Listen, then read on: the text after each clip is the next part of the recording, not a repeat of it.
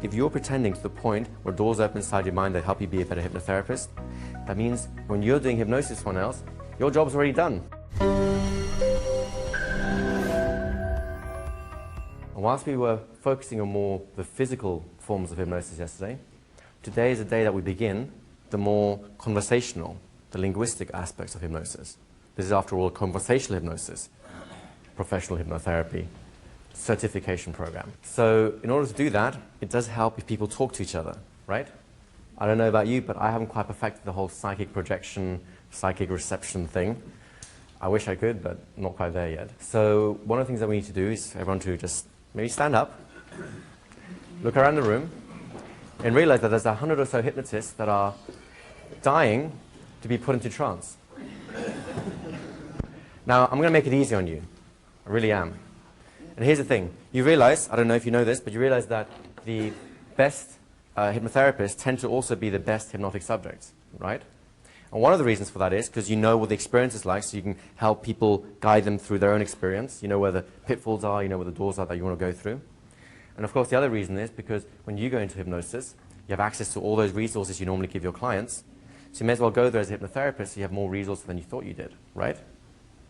So, to begin that whole journey, I'd like you to look around the room and realize there are like 90, 95 amazingly gifted hypnotic subjects here.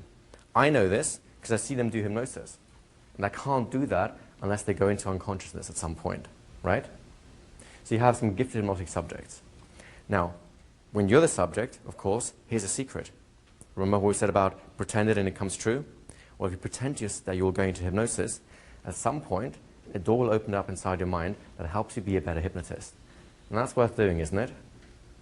And that's another secret, comes from that, which is if you're pretending to the point where doors open inside your mind that help you be a better hypnotherapist, that means when you're doing hypnosis for someone else, your job's already done.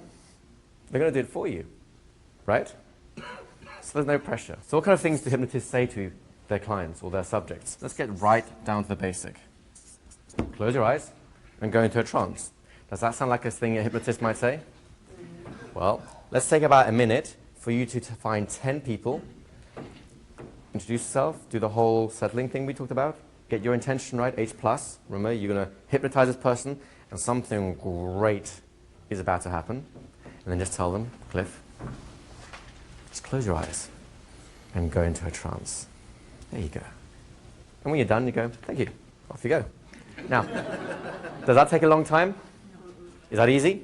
Or is it difficult? Find 10 people, you have 1 minute, off you go.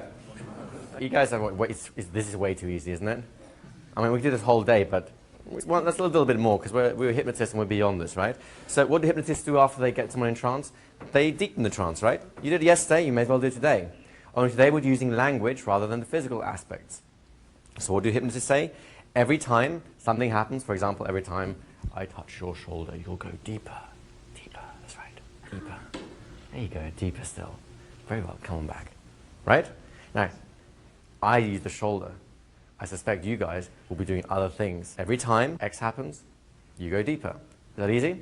So start from the beginning, close your eyes and go into a trance, and every time, touch your shoulder, move your head, lift your hand, tap you on the shoulder, shout, bah! You'll go deeper. Now that you have someone in trance, what do you do with it? I mean, it's all well and good putting someone there. It's like, ah, here we go, he's out. Let's go to lunch. Is that why you're here? Is that why you're here? No, so we want to do something with it, right? So for the moment, well, why are you guys here? You're here to learn something about hypnosis, to become maybe masterful in the area of hypnosis, particularly conversational hypnosis. Would that be fair that that's part of the reason that you're here? Right? So if you look around you, there's about, I don't know, 95, 100 or so hypnotists waiting to make your dreams come true. So why not use the opportunity to let that happen? So at this point, why don't you do something about learning and mastering hypnosis, right? How about, and as soon as you close your eyes and go into trance, every time I touch your shoulder, you go deeper and deeper. And now, whenever you hear the sound in the room, you'll know that inside you, you're absorbing hypnosis at a deeper level. Or something like that. Make it up. Have fun. Go wild. See how many different types of suggestions you can experience. And if you like something someone said to you, guess what? Chances are, yes. I like that even better. Steal it. Because chances are, other people will like it too, right? Now, there's only one thing we need to add here. We may as well, because you can handle more than 2 things at the same time. It's a classic hypnotic emergence thing. So at the end of that, when you've done a little bit of like, hey, you know, you're learning stuff, you're cool, you'll be a master hypnotist, then just remind them. Number 1, in a moment I'm going to count from 1 to 3. Then 2, tell them what's going to happen at the count of 3. At the count of 3, you'll come back feeling refreshed, relaxed, alert, or whatever you want. And then do it. So 1, coming out slowly. 2, 3, open your eyes, feeling refreshed, relaxed, alert. It's very simple. 1, tell them what you're about to do. 2, tell them what's going to happen. 3, just do it. Is that simple? Everyone can do that? I'm not overloading you a little bit yet? It's going to happen, don't worry. Off you go. Did your hypnotist do a good job? Did you like hearing what they were saying? Isn't it weird? Like, normally just sometimes thinking, whatever.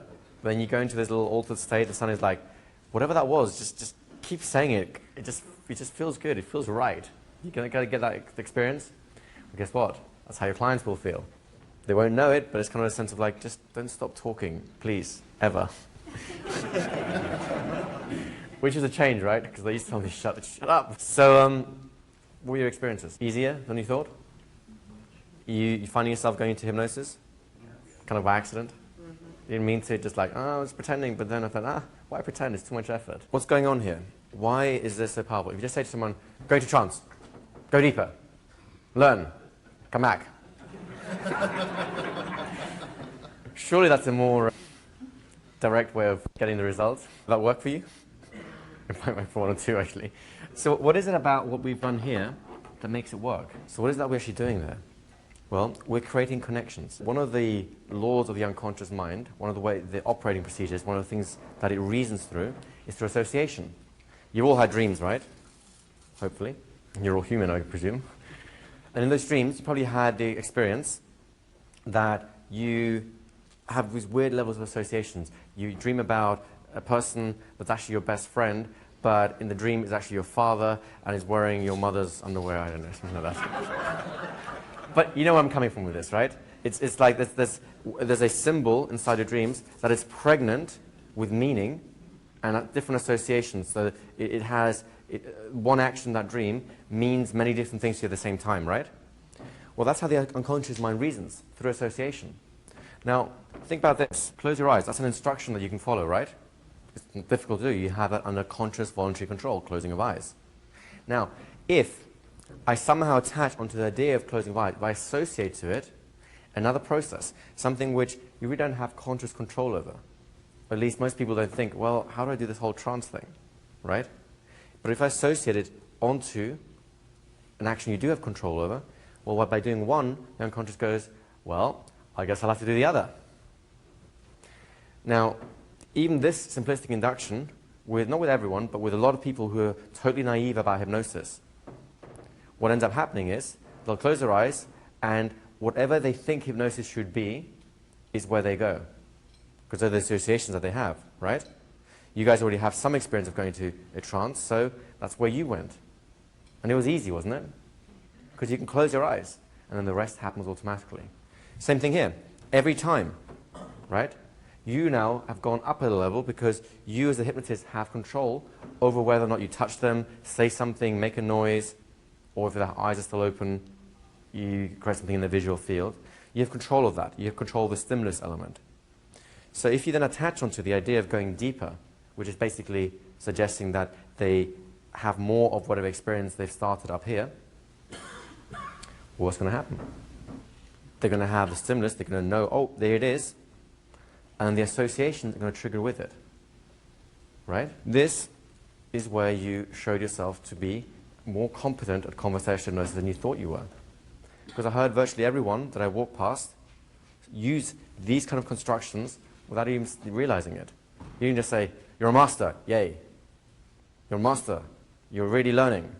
You said, well, you're getting masterful of these skills, and because you're getting masterful, you're learning it and improving your thing, etc., etc. So you're really doing it. It's actually part of how we naturally speak anyway. So it's just a question of enhancing it, doing more of it. If you found this insightful, make sure to subscribe for more fascinating discussions on the power of the mind and hypnosis.